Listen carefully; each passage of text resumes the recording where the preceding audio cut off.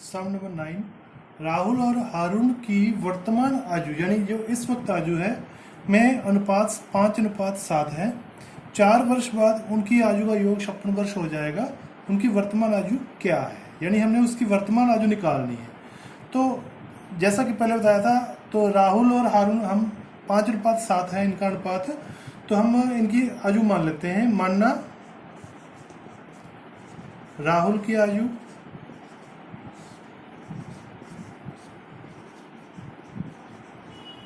हम उसको 5x मान लेंगे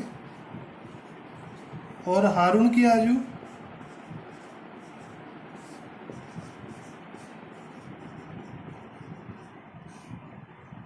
सात एक्स। 4 वर्ष बाद अब हम क्या करेंगे, उनकी आयु 4 वर्ष बाद निकालें। यानी राहुल इस वक्त 5x वर्ष का है, तो 4 वर्ष बाद क्या हो जाएगा, हम कहेंगे +4, यानी 4 वर्ष बाद आप दोनों की आयु निकाल लेंगे। राहुल की आयु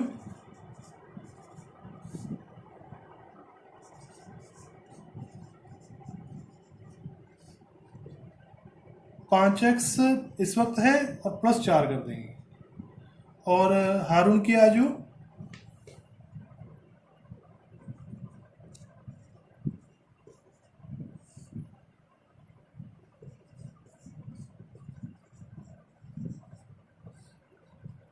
7x + 4। अब उनकी आयु का जोड़ 56 वर्ष हो जाएगा, यानी 4 वर्ष बाद हम इन दोनों को प्लस करके इक्वल टू 56 लिख देंगे। तो 5x + 4 ये राहुल की आयु होगी, प्लस हारून की 7x + 4 इक्वल टू 56। तो ये हमारे पास इक्वेशन बन गई है।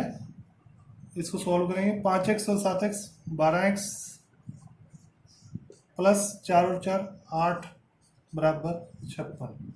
अब ये एक सिंपल समीकरण है, इसको आप खुद सॉल्व करना और x का मान निकाल लेना, और x का जो भी मान आ जाएगा उससे आप राहुल और हारून की आयु निकाल सकते हैं। सम नंबर 10, किसी कक्षा में बालक और बालिकाओं की संख्या में अनुपात 7:5 है। यदि बालकों की संख्या बालिकाओं से 8 अधिक है तो कक्षा में कुल कितने विद्यार्थी हैं। तो हम वैसे मानेंगे, मानना बालक, क्योंकि अनुपात दिया गया है तो हम मान लेंगे 7x, और बालिकाएं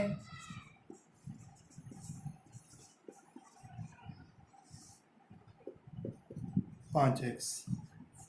बालक बालिकाओं से 8 अधिक है, यानी इन दोनों को घटा दिया जाए तो 8 आना चाहिए। हम लिख सकते हैं 7x घटा 5x बराबर 8, 2x बराबर 8, x बराबर 4। तो बालक हो गए हमारे पास 7 गुना 4, बालिकाएं होगी 5 गुना 4, कुल विद्यार्थी हो गए 48। तो हम लिख सकते हैं कुल विद्यार्थी 28 + 20 48। सम नंबर 11, बाईचुंग के पिताजी उसके दादाजी से 36 वर्ष छोटे हैं और उससे 29 वर्ष बड़े हैं। तीनों की आयु का योग 135 वर्ष है, तो उनकी आयु अलग अलग ज्ञात करो। तो यहाँ पर कोई बच्चा है बाईचुंग, तो उसके पिताजी हैं, उसके दादाजी हैं, ये 3 जने हैं। तो पिताजी जो हैं दादाजी से 36 वर्ष छोटे हैं और उससे 29 वर्ष बड़े हैं। तो हम क्या करेंगे, बाईचुंग की आयु मान लेंगे। मानना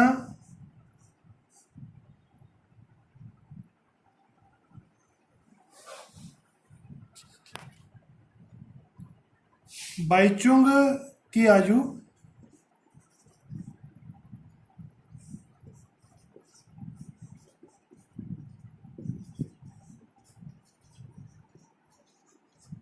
बाईचुंग की मान लेते हैं हम x वर्ष। अब पिताजी उससे जो है, बाईचुंग के जो पिताजी हैं वो उससे 29 वर्ष बड़े हैं, तो पिताजी की आयु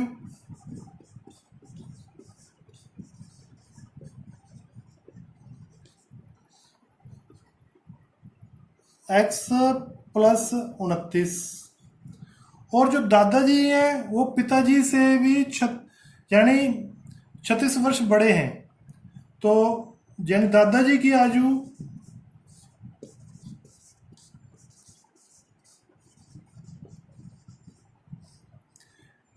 पिताजी से भी 36 वर्ष ज़्यादा है, यानी x प्लस 29 ये पिताजी की आयु है और प्लस 36। तो अब स्टेटमेंट के अनुसार तीनों की आयु का योग 135 है, तो हम इन तीनों को जोड़कर बराबर 135 लिख लेंगे। ये बाईचुंग की आयु x, पिताजी की x प्लस 29 और दादाजी की x प्लस 29 प्लस 36, सभी का जोड़ है 135। तो अब आपके पास ये एक समीकरण बन गई है, आपने इसको सॉल्व करना है और तीनों की आयु निकाल लेनी है। सम नंबर 12, 15 वर्ष बाद रवि की आयु उसकी वर्तमान आयु से 4 गुना हो जाएगी। रवि की वर्तमान आयु क्या है? तो सबसे पहले इस सम में हम क्या करेंगे, रवि की वर्तमान आयु को मान लेते हैं। मानना रवि की वर्तमान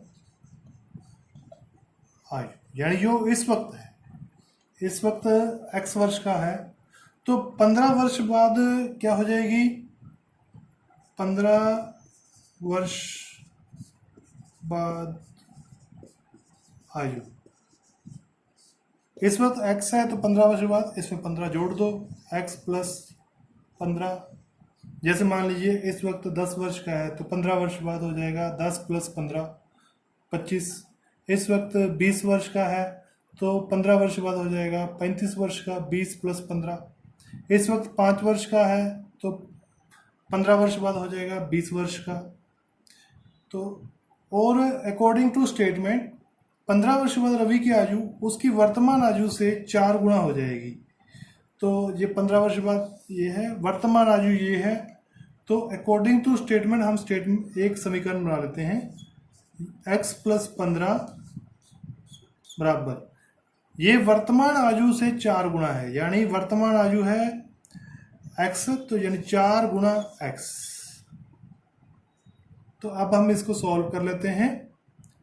तो इस x को हम जो 4 वाली संख्याएं होती हैं उसको समीकरण के एक तरफ ले आते हैं, तो इस x को हम इस तरफ ले जाते हैं यानी दाईं तरफ, तो हमारे पास बन जाएगा 15 बराबर 4x, ये उधर आकर माइनस का हो जाएगा, तो 4x में से 1x किया तो 3x, 3x बराबर आ गया हमारे पास 15।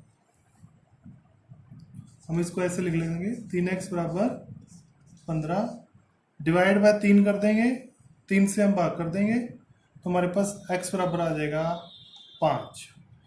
तो रवि की वर्तमान आयु है 5 वर्ष, 15 वर्ष बाद हो जाएगी 5 प्लस 15 20 वर्ष, जो कि वर्तमान आयु की 4 गुना होगी। सम नंबर 30, एक परिमेय संख्या को 5/2 से गुणा करके 2/3 जोड़ने पर -7/12 प्राप्त होता है, वो संख्या ज्ञात करनी। तो हम क्या करेंगे, सिंपल मानना संख्या, हम कोई भी संख्या मान लेते हैं,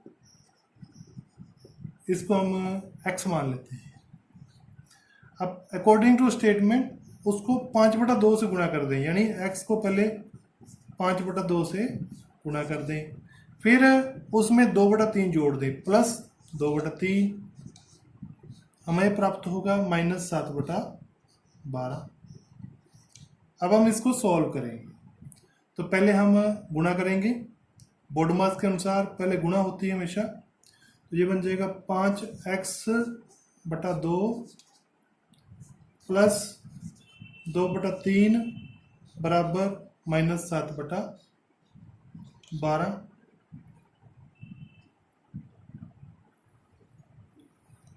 अब इसका हम सभी का लघुत्तम निकाल लेते हैं। तो 2, 3 और 12 का लघुत्तम बन जाएगा 12। तो हम सभी के हरों को 12 बना देंगे, यानी इसको हम कर देंगे 6 से गुणा, इसको कर देंगे 3 चौके 4 से गुणा, और इसको 12 का 12 रहने देंगे।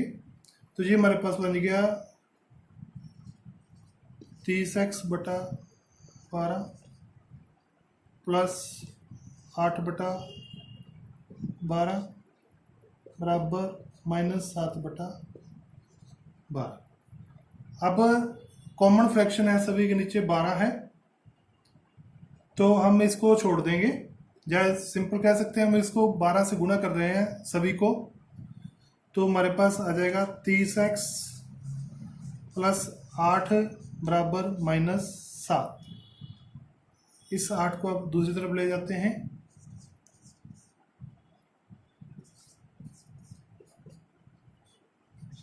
-8, ये बचेंगे -15।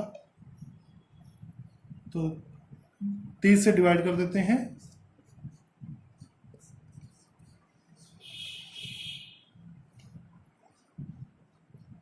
तो ये कट जाएगा -1/2।